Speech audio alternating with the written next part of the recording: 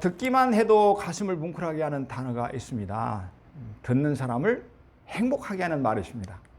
그것은 바로 사랑입니다. 수많은 작가들의 문학작품 속에서 또한 수많은 음악가 미술가들의 예술작품 속에서 빠지지 않는 그 주제는 역시 사랑입니다. 이성 간의 사랑이라든지 또 친구 간의 우정이라든지 자식을 향한 부모의 애틋한 사랑이든지 또는 인간을 향한 하나님의 무조건적인 사랑이든지 사람이 살아가는 곳이라면 어디든지 사랑의 이야기가 있습니다. 그렇죠? 오늘 우리가 함께 읽은 이 본문이 이 사랑에 대해서 말씀합니다. 여러분, 본문은 우리에게 어떤 은혜를 말씀하나요? 하나님은 우리에게 사랑을 주십니다. 보실까요? 하나님이 우리에게 주신 것은 두려워하는 마음이 아니요 오직 능력과 사랑과 절제하는 마음이니 하나님이 우리에게 주시는 것은 뭐라고 합니까? 사랑이다. 이렇게 말씀하시죠. 하나님은 우리에게 사랑을 주신다고 말씀합니다. 그리고 하나님이 주시는 마음은 두려워하는 마음이 아니라고 하죠. 여러분, 그렇다면 누가 우리에게 두려운 마음을 주나요? 그것은 사탄입니다. 사탄은 우리에게 두려움을 주어서 실족하게 합니다. 그런데 사탄이 주는 마음은 비단 두려움뿐이 아닙니다. 사탄은 우리에게 미움과 증오하는 마음을 줍니다. 마태복음 24장 10절에 보면 주님께서는 이런 말씀을 하셨습니다. 그때 많은 사람들이 시험에 빠져 서로 잡아주고 서로 미워하게 했으며, 여기서 말하는 그때는 말세를 이야기합니다. 믿는 사람이나 믿지 않는 사람이나 지금 세상을 말세라고 그렇게 얘기합니다. 근데 그때에 어떤 일이 일어나느냐 그러면 서로 미워할 것이다. 이렇게 말씀을 하시죠. 말세가 되면 많은 사람들이 시험에 빠져서 서로 미워하게 된다고 합니다. 이것이 바로 사탄이 하는 일입니다. 사탄은 사람들에게 미움과 증오의 마음을 심어줍니다. 그래서 관계를 깨트립니다. 마침내 싸우게 만듭니다. 여러분, 그 구약 성경을 보면 사울 왕과 다윗이 장인과 사위의 관계였습니다. 다윗이 그 거인 장수 골리앗을 단번에 쓰러뜨리고 이스라엘에 큰 승리를 안겨주었죠. 당시 왕이었던 이 사울이 너무 기뻐해서 다윗을 군대 장관으로 삼았습니다. 뿐만이 아니고 다윗에게 자신의 딸 미가를 이렇게 주어서 사위로 삼았습니다. 그래서 사울왕과 다윗은 한 가족이 된 것이죠. 그들은 함께 힘을 모아서 이스라엘을 막강한 나라로 세워갔습니다.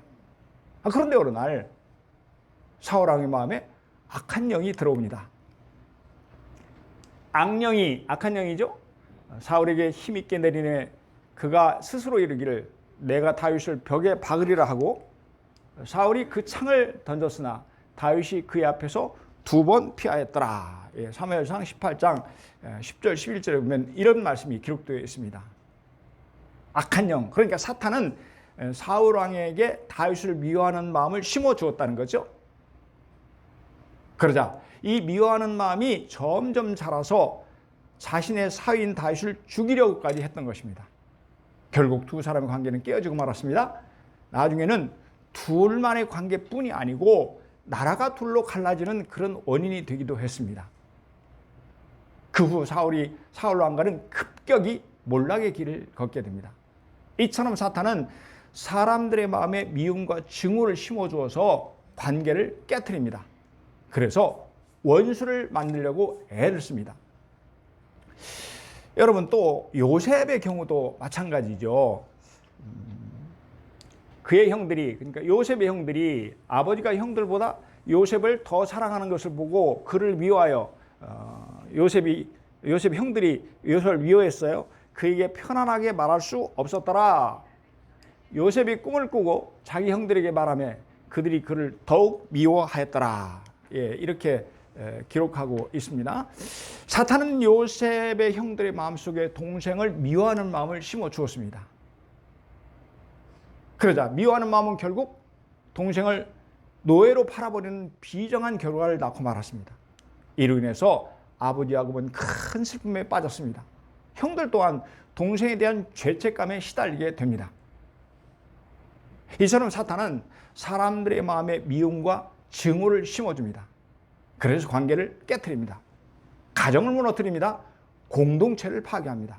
결국 모든 인생을 불행하게 만듭니다. 그 원인은 바로 사탄이라는 거죠. 사탄이 미움과 증오심을 주어서 그것이 그런 결과를 낳는다 하는 것입니다. 여러분, 하나님은 결코 사랑하는 자녀에게 미움을 주시는 분이 아니십니다. 그렇다면 하나님은 우리에게 어떤 마음을 주신다고 말씀하나요? 그것은 이해와 용서와 관용하는 마음입니다. 즉 사랑입니다. 다시 한번 보시겠습니다. 하나님이 우리에게 주신 것은 두려워하는 마음이 아니요 오직 능력과 사랑과 절제하는 마음이니, 하나님은 사탄이 주는 미움과는 정반대로 우리에게 사랑의 마음을 주십니다. 그리고 사랑에는 이해와 용서와 관용하는 마음이 따라옵니다. 그러니까 그것이 바로 사랑의 속성이라는 거죠. 그렇습니다. 하나님은 우리에게 사랑의 마음을 주십니다. 여러분, 예수님의 제자가 12제자가 있었는데 그 중에 요한이요, 사도 요한은 처음에 이제 제자로 부름을 받았을 때 불같이 급한 성격의 소유자였습니다. 그래서 예수님께서 그에게 우레의 아들이라는 별명을 붙여주셨습니다. 세베대의 아들 야고보와 야고보의 형제 요한이니, 이게 이제 사도 요한을 가리키는 거죠. 이들에게는 보아너게 곧 우레의 아들이라는 이름을 더하셨으며, 그러니까 얼마나 성질이 급한지 예수님께서 요한에게 우레의 아들이라는 그 별명을 붙여줬어요. 여러분, 우레가 뭡니까? 천둥이 칠 때 나는 소리잖아요. 요한의 별명이 우레인 것을 보면 그의 성격이 얼마나 과격했던가를 우리는 짐작할 수 있습니다. 예를 들어 보면 누가복음 9장에서 예수님과 제자들이 사마리아를 거쳐서 예루살렘으로 올라가고 있었습니다. 그러니까 예루살렘으로 가는 지름길이 바로 사마리아였어요. 그런데 그 사마리아인들이 예수님 이름을 가지 못하도록 막아서는 것입니다.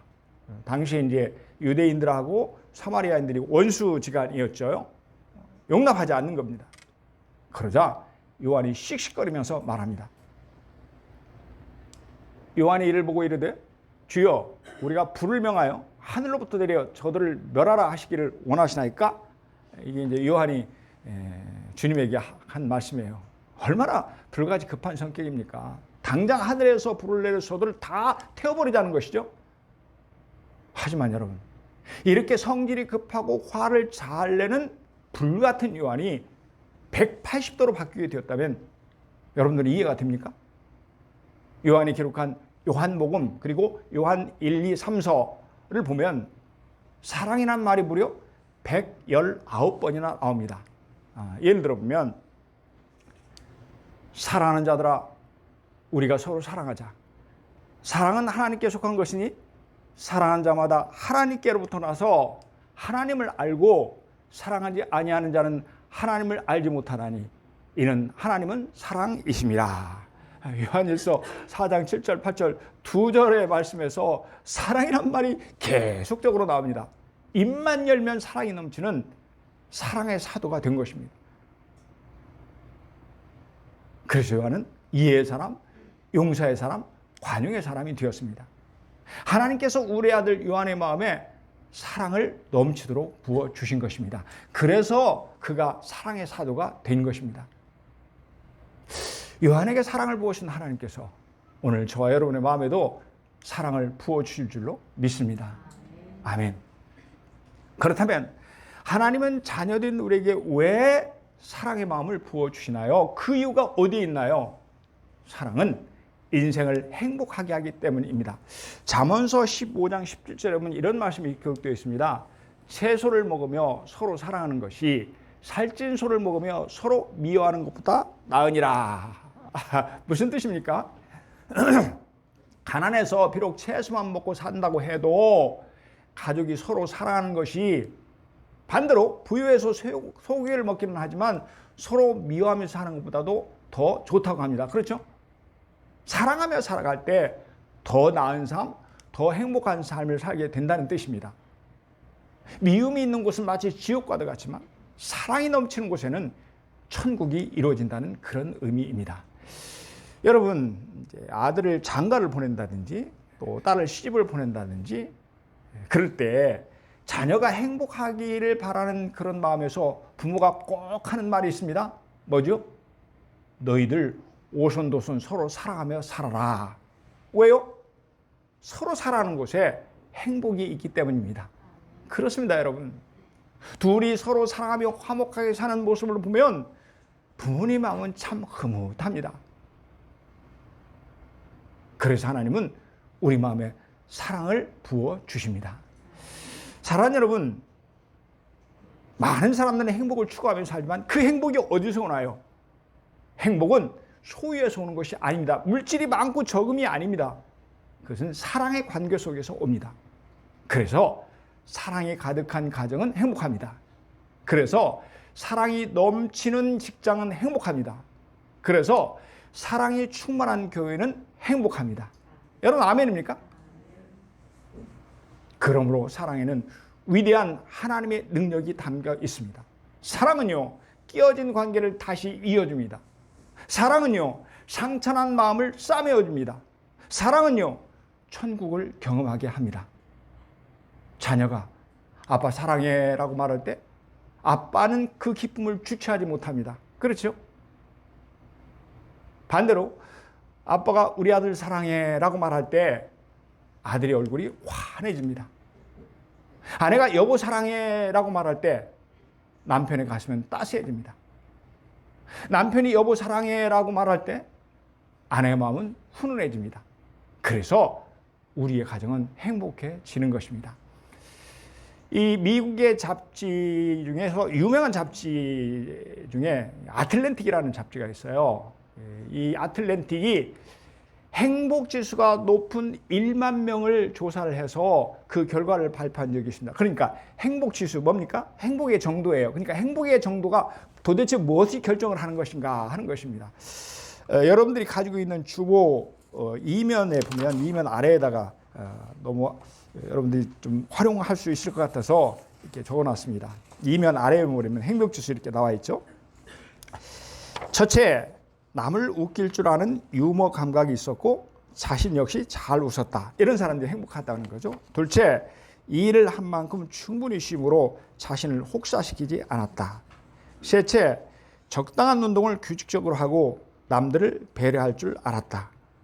넷째, 자신의 감정을 적절히 표현할 줄 알았고 스트레스를 적게 받았다.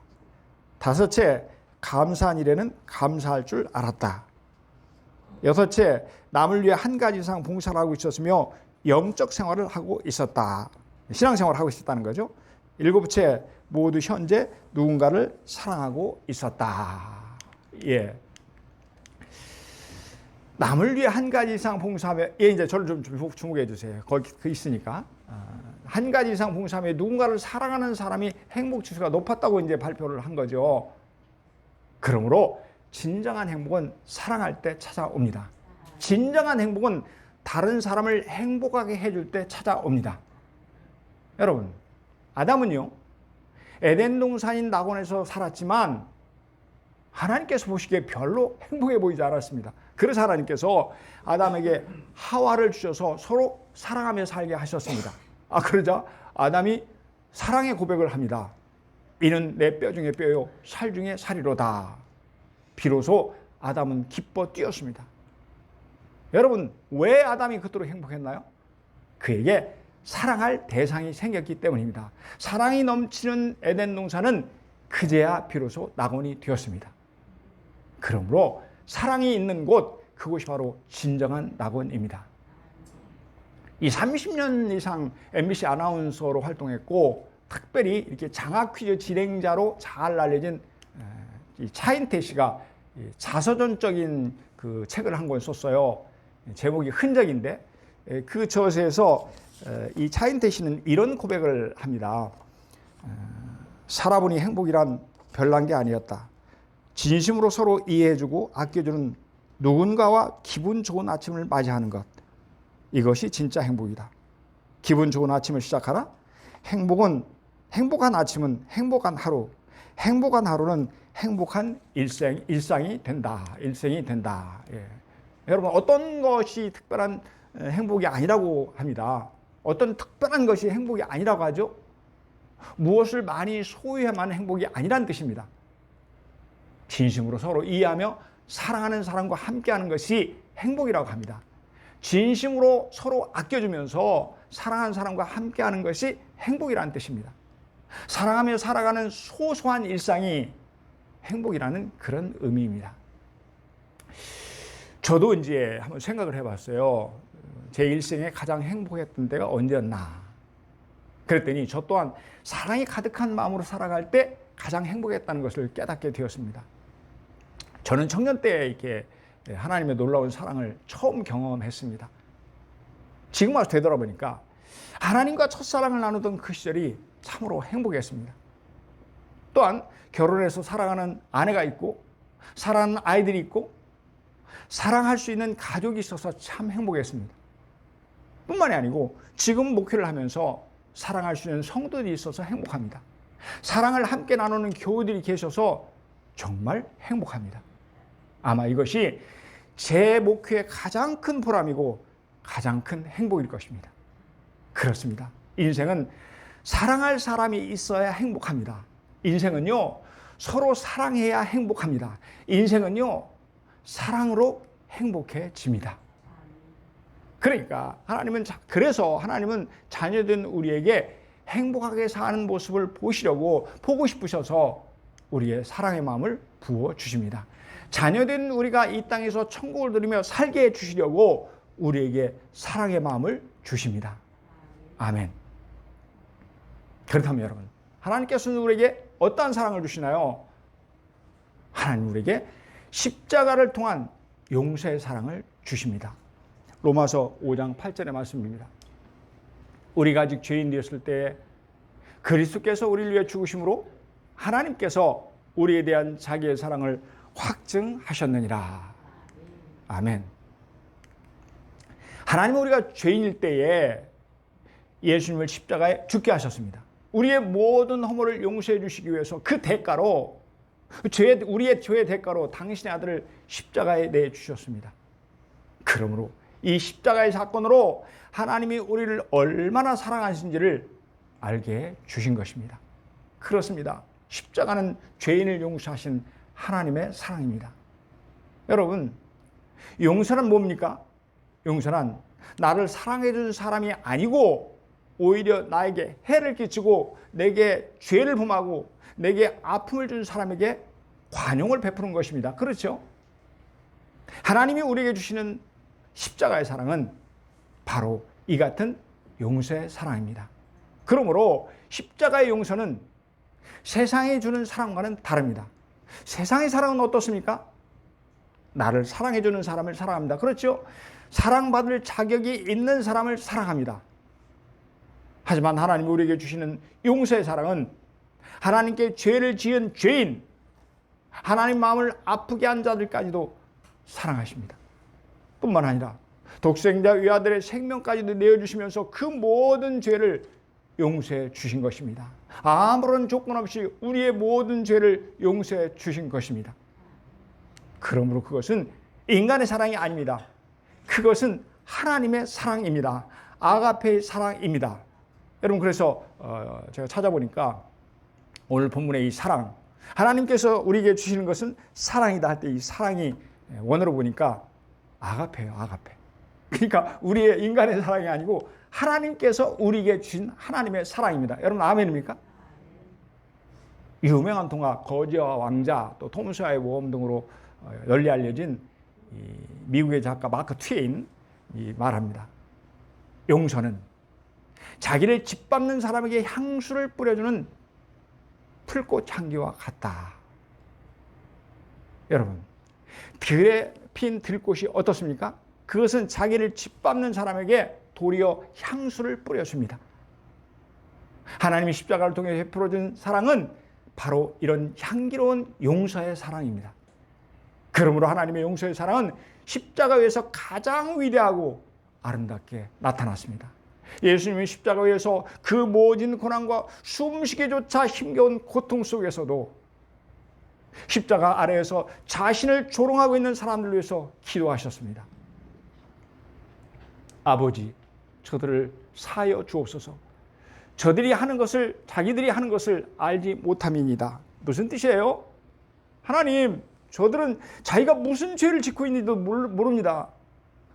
저들을 불쌍히 여겨서 용서해 주옵소서. 이렇게 기도하시는 거죠.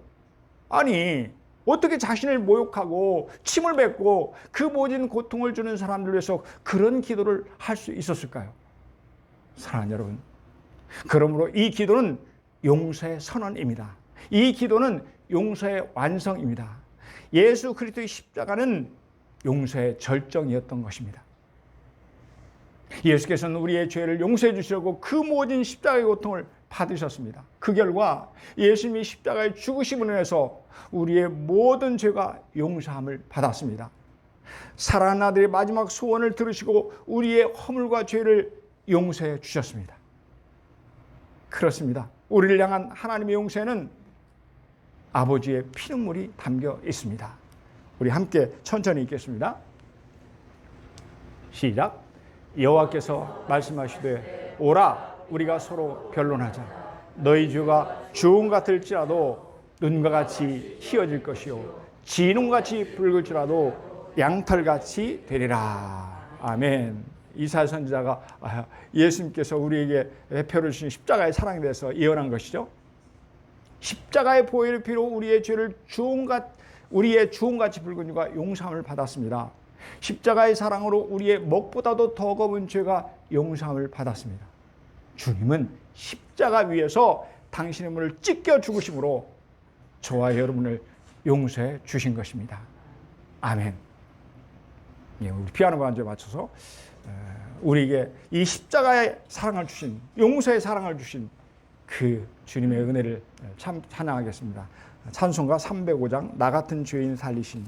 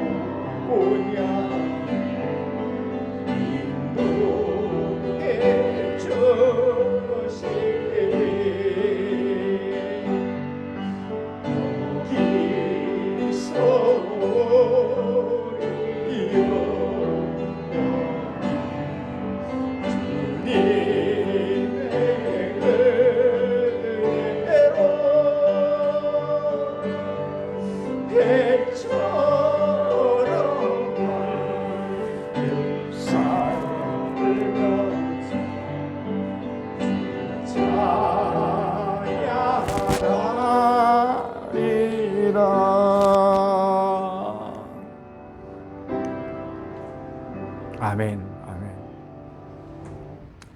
독일의 속담에 이런 게 있어요. 만일 하나님이 용서하시고 의롭게 하시기를 주저하셨다면 천국은 텅텅 비었을 것이다. 그렇습니다. 만일 하나님이 우리를 용서하지 않으셨다면 우리는 의롭게 될 수가 없었습니다. 죄악 가운데 죽을 수밖에 없었습니다. 만일 하나님이 우리를 용서하지 않으셨다면 우리는 결코 구원을 받을 수 없었을 것입니다. 천국을 소유할 수 없었을 것입니다. 우리는 십자가의 사랑으로 이렇게 구원받은 하나님의 자녀가 되었습니다. 우리는 이 놀라운 용서의 사랑을 받은 사람들입니다. 우리는 이 놀라운 긍휼하심의 사랑을 받은 사람들입니다. 그러므로 하나님께 받은 이 십자가의 사랑으로 우리도 사랑할 수 있습니다. 우리도 용서할 수 있습니다. 여러분 아멘입니까? 사랑하는 여러분, 사랑을 받고 자란 아이가 남을 사랑할 줄 아는 사람이 된다는 말이 있습니다. 십자가의 놀라운 사랑, 그 용서를 받은 사람은 남을 사랑하여 용서할 수 있습니다. 생각해보면 여러분 어찌 인간의 힘으로 나에게 상처를 준 사람을 용서할 수 있나요? 여러분 경험해 보셨겠지만 그건 불가능한 일이에요. 그럼에도 불구하고 하나님은 우리에게 십자가의 사랑을 부어주심으로 말미암아 남을 용서할 수 있는 능력을 주십니다. 그렇습니다. 하나님의 용서, 하나님의 사랑을 경험한 사람만이 진정한 용서를 할 수 있습니다. 아멘. 어떤 종이 주인에게 1만 달란트의 빚을 졌습니다. 그러자 주인은 그 종을 불러다가 빚을 갚으러 갑니다. 당연한 거죠. 하지만 종은 갚을 수가 없었습니다. 1만 달란트의 빚을 졌는데 그 중에서 1달란트가 얼마냐 그러면 금이 약 34kg입니다. 그 당시 화폐인 데나리온으로 따져서 6천 데나리온입니다. 1데나리온이 얼마냐면 당시 건강한 노동자의 하루 품삯입니다. 그러니까 대충 계산해보면 그 노동자가 한 푼도 쓰지 않고 20년 동안 벌어야 하는 큰 돈입니다. 현재의 가치로 환산해도 100억 정도나 됩니다. 종은 이 엄청난 빚을 갚을 길이 없어서 주인에게 간청합니다. 주인님, 조금만 기다려주세요. 제가 열심히 일해서 갚겠습니다. 그러자 주인은 빚진 종을 불쌍히 여겨서 아무런 조건 없이 그 많은 빚을 다 탕감해 주었습니다. 순간 종은 자기의 귀를 의심합니다. 주인님, 정말 저에게 이 많은 빚을 탕감해 주시나요? 종은 뛸 듯이 기뻤습니다. 왜냐하면 그는 꿈에도 상상하지 못하던 말을 들었기 때문입니다. 지금까지 그 빚 때문에 단 하루도 편할 날이 없었습니다. 그런데 한순간에 그 무겁게 짓누르던 빚을 탕감받은 것입니다.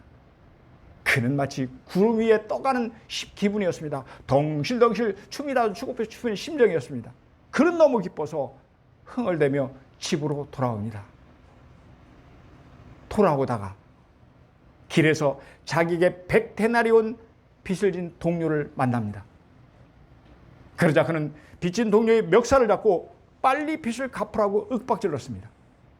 동료는 애절하게 간청을 했지만 그는 무시합니다. 그리고 빚을 갚을 때까지 감옥에 가둬버리고 말았습니다. 여러분, 자신은 1만 달란트의 엄청난 빚을 탕감받았는데 그런데 자기에게 지극히 작은 빚을 진 동료를 용서하지 못한 것입니다. 결국 이 소식은 주인의 귀에까지 들어가게 됐고 그러자 주인은 다시 그 종을 불러서 호통을 칩니다. 악한 종아, 내가 빌기에 내가 내 빚을 전부 탕감하여 주었거늘 내가 너를 불쌍히 여긴 것 같이 너도 내 동료를 불쌍히 여김이 마땅치 아니하냐? 주인은 종에게 다시 빚을 갚으라고 명령합니다. 뿐만이 아니고 그를 옥졸들에게 넘겨주었습니다. 감옥에 집어넣은 거예요. 여러분, 이 비유가 우리에게 주는 교훈이 뭡니까? 우리는 하나님께 1만 달란트의 엄청난 빚을 다 탕감받고 용서받은 자들입니다. 아니, 평생을 갚아도 다 갚을 수 없는 엄청난 그 죄값을 하나님의 은혜와 사랑으로 탕감을 받은 사람들입니다. 그렇다면 이 놀라운 용서를 받은 자로서 우리에게 잘못한 사람을 용서해 주는 것이 마땅하지 않겠냐고 하나님이 우리에게 물으시는 것입니다. 그렇습니다. 십자가의 놀라운 용서를 받는 우리는 마땅히 다른 사람의 죄를 용서해야 될 줄로 믿습니다. 아멘. 우리 에베소 4장 32절 말씀 천천히 뜻을 생각하면서 같이 읽겠습니다. 시작. 서로 용서하기를 하나님이 그리스도 안에서 너희를 용서하심 같이 하라. 아멘. 하나님 먼저 그리스도 안에서 우리를 용서해 주셨다고 합니다. 그렇죠? 그러므로 하나님이 우리를 용서하신 것처럼 우리도 서로 용서하라는 것입니다. 사랑하는 여러분, 용서는 감옥문을 여는 열쇠와도 같습니다. 용서하면 온갖 얽매에서 벗어나 자유의 세계로 나가합니다. 용서하면 과거에서 벗어나 밝은 미래로 나갑니다. 용서하면 지옥에서 벗어나 행복한 천국으로 나갑니다. 유대인의 지혜서인 탈무드에 이런 말이 있어요. 당신이 남에게 복수하고 나면 순간은 좋은 심정이 될지 모르지만 당신이 남을 용서하고 나면 영원히 기쁜 심정이 될 것이다. 그러므로 용서의 기쁨은 말로 다 표현할 수 없습니다. 용서를 받은 사람도 물론 기쁘지만 용서를 하는 사람에게 하나님께서 더 큰 기쁨을 선물로 주실 줄로 믿습니다. 아멘. 그렇습니다. 하나님 우리가 기쁘고 행복하게 살기를 원하십니다. 그래서 우리에게 용서라고 하는 것입니다. 사랑하는 여러분, 하나님은 십자가의 놀라운 사랑으로 나 같은 죄인을 용서해 주셨습니다. 하나님의 십자가의 놀라운 은혜로 나 같은 죄인을 살려주셨습니다. 그러므로 십자가의 용서를 받은 자로서 우리는 나에게 상처 준 사람을 용서해야 될 줄로 믿습니다. 아멘. 우리 다시 한번 같이 읽겠습니다. 시작. 하나님이 우리에게 주신 것은 두려워하는 마음이 아니요 오직 능력과 사랑과 절제하는 마음이니. 아멘. 사랑하는 성도 여러분, 하나님이 우리에게 주신 것은 사랑입니다. 그렇습니다. 하나님께서 우리에게 사랑을 주십니다. 당신의 사랑을 주십니다. 아가페의 사랑을 주십니다. 십자가의 용서의 사랑을 주십니다. 그러므로 우리는 얼마든지 용서할 수 있습니다. 또한 용서의 사랑은 모두를 행복하게 합니다. 이 크고 귀한 은혜가 우리 모두에게 영원토록 함께 하시기를 주님의 이름으로 축복합니다.